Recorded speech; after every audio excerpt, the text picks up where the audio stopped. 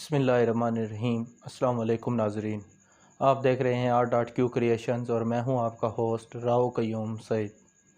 ناظرین، عمران خان کے بطور وزیر اعظم قوم سے خطابات۔ وزیر اعظم ہاؤس میں نہیں رہوں گا سے امپورٹڈ حکومت تسلیم نہیں تک، یہ ہے آج کا ہمارا ٹاپک۔ ہمیں آج کے سیاسی منظرنامے کو لحظہ بھر کے لیے اپنے ذہن کے نہا خانوں سے اوجھل کر کے 25 جولائی 2018 میں جانا ہوگا۔ یہ وہ دن تھا جب ایک تیسری سیاسی جماعت اقتدار کی راہداریوں میں پڑاؤ ڈالنے جا رہی تھی اور عمران خان وزیر اعظم بننے جا رہے تھے۔ اس ملک کی بڑی آبادیوں کو ان سے گہری توقعات تھیں۔ جب 26 جولائی کو متوقع وزیر اعظم نے قوم سے پہلا خطاب کیا تو توقعات مزید گہری ہو گئیں، مگر لگ بھگ 3.5 پونے 4 برس کے عرصے میں ایک ایسا وزیر اعظم جس کو اس ملک کے نوجوانوں کی کثیر تعداد کا اعتماد حاصل تھا، عدم اعتماد تحریک کی زد میں آ گیا۔ یہاں ہم عمران خان کے بطور وزیر اعظم قوم سے خطابات کا جائزہ لیتے ہیں اور یہ جاننے کی کوشش کرتے ہیں کہ خطابات کے تسلسل میں ان کے رویے میں تبدیلی کیسے آئی، یہ خطابات کیوں کیے گئے۔ 26 جولائی سن 2018 کا خطاب، ابھی وزیر اعظم کا حلف نہیں اٹھایا تھا۔ پس منظر 25 جولائی کو عام انتخابات ہوئے جس میں پاکستان تحریک انصاف نے باقی جماعتوں پر برتری حاصل کی اور عمران خان نے اگلے روز قوم سے خطاب کیا۔ حوصلہ بلند، عزم پختہ تھا، لہجے میں جیت کی خوشی اور طمانینت تھی اور آگے کی طرف نظر تھی۔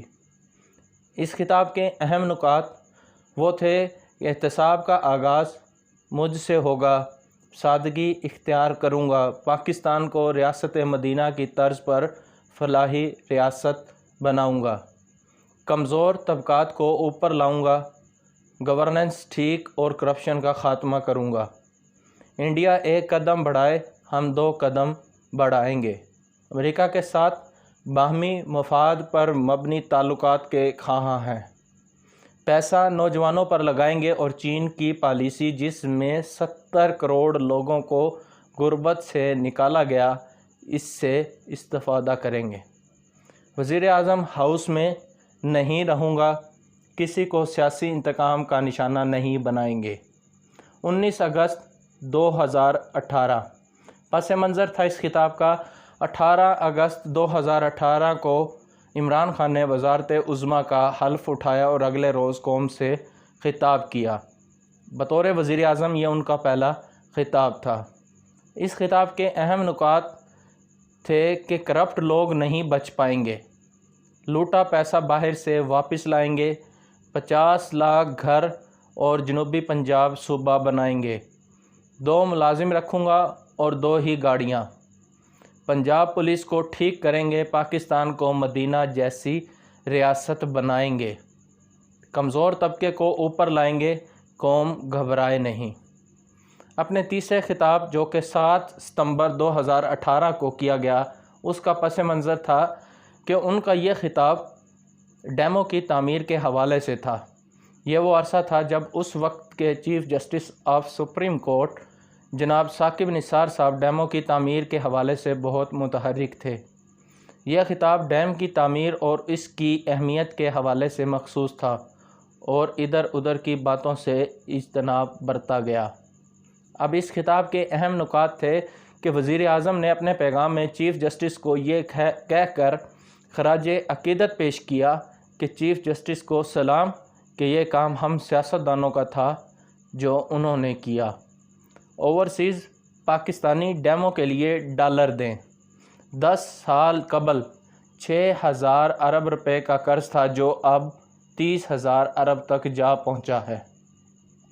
31 اکتوبر 2018 کو عمران خان نے قوم سے خطاب کیا اور اس خطاب کا پس منظر تھا کہ عمران خان کے خطاب کا یہ وہ دن تھا جس دن عدالت عظمیٰ کی جانب سے آسیہ بی بی کیس کا فیصلہ سنایا گیا تھا اور آسیہ بی بی کو توہین مذہب کے کیس سے بری کر دیا گیا تھا۔ عمران خان کا خطاب اس فیصلے کے ممکنہ احتجاجی نتائج سے متعلق تھا۔ یہ خطاب موضوع کے گرد ہی گھومتا رہا، غیر ضروری باتیں اس میں شامل نہیں تھیں۔ تحریک لبیک نے فیصلے کے خلاف احتجاج کیا تھا۔ اب اس خطاب کے جو اہم نکات تھے وہ ہیں کہ عوام سیاست چمکانے والے عناصر کے بہکاوے میں مت آئیں۔ یہ مذہب کی خدمت نہیں کر رہے بلکہ اپنی سیاست کو طاقت مہیا کر رہے ہیں۔ پاکستان کا آئین اسلامی اور سپریم کورٹ کا فیصلہ اس کے مطابق ہے۔ پاکستان وہ واحد ملک ہے جو مدینہ کی ریاست کے بعد اسلام کے نام پر قائم ہوا۔ سپریم کورٹ کے جج صاحبان کے خلاف مخصوص لوگ جو زبان استعمال کر رہے ہیں وہ ناقابل قبول ہے۔ اپنے اگلے خطاب جو کہ 19 فروری 2019 کو کیا گیا، اس کا پس منظر تھا کہ عمران خان نے قوم سے یہ جو خطاب تھا پلوامہ حملے کے حوالے سے کیا تھا۔ پلوامہ حملے کے تناظر میں انڈیا کو مخاطب کر کے یہ سارا خطاب کیا گیا تھا۔ خطاب موضوع کے گرد ہی گھومتا رہا۔ اس میں جہاں جنگ کے لیے خود کو تیار بتایا گیا، وہاں جنگ کے نقصان سے آگاہ کر کے مذاکرات اور پلوامہ حملے کی تحقیقات پر زور دیا گیا۔ اس خطاب کے جو اہم نکات تھے وہ یہ ہیں کہ جنگ، تحقیقات اور مذاکرات تمام آپشنز کے لیے تیار ہیں۔ پلوامہ حملے کا پاکستان کو کوئی فائدہ نہیں۔ انڈیا بغیر ثبوت کے الزام مت لگائے۔ پاکستان کو دہشت گردی کی جنگ میں $100 ارب کا نقصان اور 70,000 پاکستانی شہید ہو چکے ہیں۔ انڈیا میں یہ الیکشن کا سال ہے، ایسے ایشوز سے وہاں سیاسی فائدہ ہوگا۔ جنگ شروع کرنا انسان کے ہاتھ میں ہوتا ہے، ختم کرنا انسان کے ہاتھ میں نہیں۔ اپنے اگلا خطاب جو کہ 27 فروری 2019 کو کیا گیا تھا، اس کے پس منظر تھا پلوامہ حملے کے بعد کی صورتحال۔ جب پاکستان نے انڈیا کا طیارہ مار گرایا اور پائلٹ ابھینندن کو گرفتار کر لیا گیا تھا، اس خطاب میں بھی انڈیا کا ذکر تھا۔ مذکورہ خطاب میں عمران خان نے موضوع سے ہٹ کر کوئی گفتگو نہ کی۔ اس خطاب کے اہم نکات تھے کہ انڈیا کو مذاکرات کی پیشکش، جنگ شروع ہوئی تو معاملہ میرے اور مودی کے ہاتھ میں نہیں رہے گا، ہتھیار آپ یعنی کہ انڈیا کے اور ہمارے پاس ہیں، کیا اس صورتحال میں ہم مس کیلکولیشن کر سکتے ہیں؟ اپنے اگلے خطاب جو کہ 26 اگست 2019 کو کیا گیا تھا، اس کا پس منظر انڈیا کی جانب سے 5 اگست کو انڈیا کے زیر انتظام کشمیر کی خصوصی حیثیت کے خاتمے کے تناظر میں تھا۔ اس خطاب میں عمران خان کا فوکس کشمیر ہی رہا۔ اس خطاب کے اہم نکات: قوم ہر جمعے کو 30 منٹ کشمیر کے عوام سے اظہار یکجہتی کرے۔ کشمیر کے مسئلے پر اسلامی دنیا ہمارا ساتھ دے گی۔ جنگ ہوئی تو دونوں ملک ایٹمی طاقت ہیں تو پوری دنیا متاثر ہوگی، کشمیر کا سفیر ہوں۔ اپنا اگلا خطاب جو کہ 17 مارچ 2020 کو کیا گیا تھا، اس کا پس منظر عالمی وبا یعنی کرونا وائرس کے پھیلاؤ کے پس منظر میں تھا۔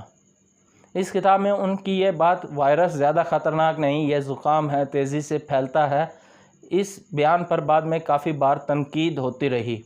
یہ خطاب کرونا وائرس سے حفاظت اور اس سے جنم لینے والے مسائل کے گرد گھومتا رہا۔ اس خطاب کے اہم نکات میں تھا کہ وائرس پاکستان کی معیشت کو تباہ کر سکتا ہے، قوم گھبرائے نہیں، یہ جنگ جیتیں گے۔ شہر بند نہیں کریں گے، لوگوں کو کرونا سے بچائیں گے تو دوسری طرف بھوک سے مر جائیں گے، مکمل لاک ڈاؤن نہیں ہوگا۔ اپنے اگلا خطاب جو کہ 22 مارچ 2020 کو کیا گیا، اس کا پس منظر کرونا وائرس کے پھیلاؤ اور سماجی سطح پر بڑھتی ہوئی تشویش کے پس منظر میں تھا۔ اس مرتبہ بھی مکمل لاک ڈاؤن پالیسی کی مخالفت کی گئی۔ اس خطاب کے اہم نکات میں تھا کہ مکمل لاک ڈاؤن کروں تو غریبوں کا کیا بنے گا، عوام رضاکارانہ طور پر لاک ڈاؤن کریں، عوام مت گھبرائیں، اشیاء خورد و نوش کا وافر ذخیرہ موجود ہے۔ اپنا اگلا خطاب جو کہ 30 مارچ 2020 کو کیا گیا، اس خطاب میں بھی کرونا وائرس کے پھیلاؤ، تدارک اور احتیاط کے پس منظر تھا۔ اس میں ٹائیگر فورس پر ذمہ داریاں ڈالی گئیں کہ وہ ہر شعبے میں شامل ہو کر وبا کی صورتحال پر قابو پانے میں مدد کرے۔ اس خطاب کے اہم نکات تھے کہ ایمان کی طاقت اور ٹائیگر فورس کے ساتھ مل کر کرونا کو شکست دیں گے، ذخیرہ اندوزوں کو نہیں چھوڑیں گے، عوام مدینہ کے انصار اور مہاجرین جیسے جذبے کا اظہار کریں، کارخانہ دار مزدوروں کو مت نکالیں، بھوک سے اموات ہوئیں تو ذمہ دار ذخیرہ اندوز ہوں گے۔ اپنا اگلا خطاب جو کہ 4 مارچ 2021 کو کیا گیا تھا، اس کا پس منظر سینٹ الیکشن کے اس اپسیٹ کے حوالے سے تھا جس میں پیپلز پارٹی کے سید یوسف رضا گیلانی نے حفیظ شیخ کو شکست دی تھی۔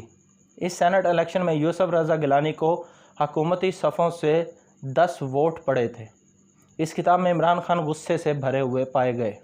اس خطاب کے اہم نکات میں تھا کہ ڈاکوؤں کو نہیں چھوڑوں گا، الیکشن کمیشن نے جمہوریت کو نقصان پہنچایا، ارکان اگر میرے ساتھ نہیں اور یہ بات وہ کھل کر کہیں تو ان کی عزت کروں گا، اعتماد کا ووٹ نہ ملا تو چلا جاؤں گا۔ 19 اپریل 2021 کو اپنا اگلا خطاب کیا۔ اس خطاب کا پس منظر یہ تھا کہ ملک میں تحریک لبیک پاکستان احتجاج کر رہی تھی اور گستاخانہ خاکوں کی وجہ سے فرانسیسی سفیر کو نکالنے کا مطالبہ کر رہی تھی۔ اس خطاب میں عمران خان نے یورپ سے تعلقات کی اہمیت پر زور دیا۔ اس خطاب کے اہم نکات تھے کہ تحریک لبیک اور ہمارا مقصد ایک ہے مگر طریقہ کار مختلف ہے۔ فرانسیسی سفیر کو اگر نکال دیا تو اس میں محض ہمارے ملک کو نقصان ہوگا۔ یورپی یونین سے اگر تعلقات منقطع کر لیں تو ہماری برآمدات ختم اور فیکٹریوں کو تالے لگ جائیں گے۔ توہین رسالت صلی اللہ علیہ وآلہ وسلم سے مسلمانوں کے جذبات مجروح ہوتے ہیں، اس مہم کی خود قیادت کروں گا۔ اپنے اگلے خطاب میں جو کہ 3 نومبر 2021 کو کیا گیا، اس کا پس منظر تھا کہ ملک میں بڑھتی مہنگائی۔ عمران خان کا یہ خطاب اس زمر میں تھا جس میں انہوں نے ریلیف پیکج کا اعلان کیا تھا۔ اس خطاب میں عوام کو ریلیف پیکج کے اعلان کے ساتھ اپوزیشن پر بھی خوب غصہ اتارا۔ اس کے اہم نکات تھے کہ پیٹرول مہنگا ہوگا، 120 ارب روپے کا ریلیف پیکج دیتے ہیں، مہنگائی عالمی مسئلہ ہے، 2 خاندان 30 سال لوٹی ہوئی رقم ملک میں واپس لے آئیں، اشیاء خورد و نوش کی قیمتیں آدھی کر دوں گا، 40 لاکھ خاندانوں کو بلا سود قرضہ دیں گے۔ اپنا اگلا خطاب جو کہ 28 فروری 2022 کو عمران خان صاحب نے کیا، اس کا پس منظر بھی مہنگائی، پیٹرول اور بجلی کی قیمتوں میں اضافہ کی وجہ سے اپوزیشن کی تنقید کا سلسلہ جاری تھا۔ دوسری طرف بلاول زرداری اور آصف زرداری لانگ مارچ شروع کر چکے تھے۔ اس خطاب میں عمران خان نے عوام کو ریلیف کی صورت میں یہ تاثر دینے کی کوشش کی کہ ملک درست سمت میں جا رہا ہے مگر اپوزیشن جماعتیں مسائل پیدا کر رہی ہیں۔ اس خطاب کے اہم نکات تھے کہ پیٹرول 10 روپے لیٹر اور بجلی 5 روپے فی یونٹ سستی کرتے ہیں، بجٹ تک قیمتیں نہیں بڑھائیں گے، اپوزیشن مہنگائی کا شور مچا کر حکومت گرانا چاہتی ہے، وہ بتائیں کہ ان کے پاس کوئی حل ہے۔ مافیا آزادی صحافت کے نام پر بلیک میل کر رہے ہیں، آزاد خارجہ پالیسی کے لیے قوم ان لوگوں کو ووٹ نہ دے جن کے اثاثے باہر ہیں۔ دورہ روس کا مقصد گندم گیس کی درآمد تھا۔ اپنے اگلا خطاب جو کہ 31 مارچ 2022 کو کیا گیا، اس کا پس منظر تحریک عدم اعتماد کے تناظر میں تھا۔ اس سے قبل عمران خان پریڈ گراؤنڈ میں پی ٹی آئی کارکنوں کو اکٹھا کر کے خطاب اور دھمکی آمیز خط کا ذکر کر چکے تھے۔ اس خطاب میں عمران خان کا رویہ جارحانہ تھا، یہ تاثر دیا گیا کہ امریکہ ان کی حکومت ختم کرنا چاہتا ہے اور اپوزیشن بیرونی سازش کا حصہ ہے۔ اس خطاب میں پی ٹی آئی کے منحرف ارکان کو بھی کوسا گیا۔ اس خطاب کے اہم نکات تھے کہ دھمکی آمیز خط امریکہ سے آیا، استعفیٰ نہیں دوں گا، آخری گیند تک مقابلہ کروں گا، آرمی چیف کو کوئی برا بھلا کہے یہ برداشت نہیں کروں گا۔ یہ سارا مسئلہ دورہ روس کی وجہ سے ہوا۔ عدم اعتماد والے دن قوم کو یہ معلوم ہو جائے گا کہ ملک نے کس طرف جانا ہے، آخری گیند تک مقابلہ کروں گا۔ اگلے خطاب جو کہ 3 اپریل 2022 کو کیا گیا، اس کا پس منظر بہت مختصر تھا۔ یہ وہ دن تھا جب تحریک عدم اعتماد کو غیر آئینی قرار دے کر مسترد کر دیا گیا اور قومی اسمبلی کو تحلیل کر دیا گیا۔ اس خطاب کے اہم نکات تھے کہ ہمارے اسپیکر نے حکومت تبدیل کرنے کی سازش کو ناکام بنا دیا، तहरीक अदम एतमाद मुस्तरद होने पर पूरी कौम को मुबारकबाद देता हूँ। सदर मुमलिकत को तजवीज़ भेज दी है कि वो असम्बली को तहलील कर दें, कौम नए इंतखाबात की तैयारी करे। अपने अगले खिताब जो कि 8 अप्रैल 2022 को किया गया, उसका पस मंज़र सुप्रीम कोर्ट के फ़ैसले के तनाजुर में था जो 8 अप्रैल की रात को किया गया। यह खिताब इमरान खान का बतौर वज़ीर आज़म कौम से आखिरी खिताब था। इस खिताब में सुप्रीम कोर्ट के फ़ैसले पर जहां मायूसी का इजहार किया गया, वहां अपना अगला लाहे अमल भी ये कहकर पेश किया गया कि इम्पोर्टेड हुकूमत काबिल कबूल नहीं। इस खिताब से वाज़ेह था कि इमरान खान नौश्ता दीवार पढ़ चुके हैं और ये जान चुके हैं कि आखिरी गेंद पवेलियन से बाहर जा चुकी है। इस खिताब के अहम नुकात थे कि अदालती फ़ैसले से मायूसी हुई, तहरीक अदम एतमाद गैर मुल्की साजिश है, हमारी खारजा पॉलिसी आज़ाद होनी चाहिए, हुकूमत गिरने की साजिश कामयाब नहीं होने दूंगा, शहबाज शरीफ अचकन नहीं पहन सकेंगे, इम्पोर्टेड हुकूमत तस्लीम नहीं करूँगा। तो नाज़रीन, ये थी इमरान खान के कौम से खिताबात की तफसील। उम्मीद है आपको पसंद आई होगी। अपनी कीमती आरा का इजहार कमेंट्स में कीजिएगा ताकि हमारी हौसला अफजाई हो सके। Thank you. अल्लाह हाफ़िज़।